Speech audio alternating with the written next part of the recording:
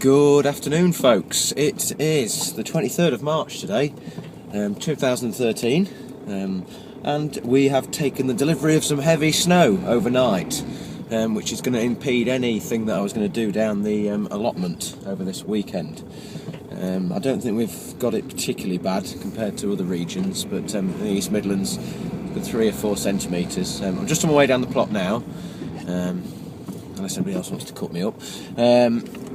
And I want to do a short video on the tomato seeds I'm growing this year, which are an Italian gourmet tomato, and I've grown them the last 2 years, but the first year I grew them, they were absolutely brilliant. I got an abundance of tomatoes, and I was picking them right up until the middle of October, and these were some big tomatoes. So if my video editing's going correctly, you should now see them down the plot now in the polytunnel, and this is a tomato that I've grown the last 2 years, and it's definitely my favourite, and I'm going to grow them this year again, and I'm going to fill this polytunnel with them. I'm probably not going to grow anything else. I love this tomato.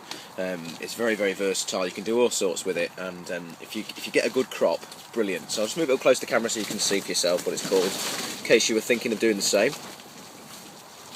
There you go. It actually translates to Oxheart, the Italian wording for this tomato. 2 years ago when I planted this, I did what I'm doing this year. I planted them straight in the polytunnel about January time. This is the setup I've got. It's nothing very special. So all it is a couple of seed trays, plastic lids. I think they're from Wilkinson's. It didn't cost me very much at all. It's the third year running now that I've used them. All I do is pop the seeds in there and some seed compost. I've got 12 in each one, so there's 24 plants there. I'm expecting that 75% of those will germinate, but you've got to be patient if you're doing it this way.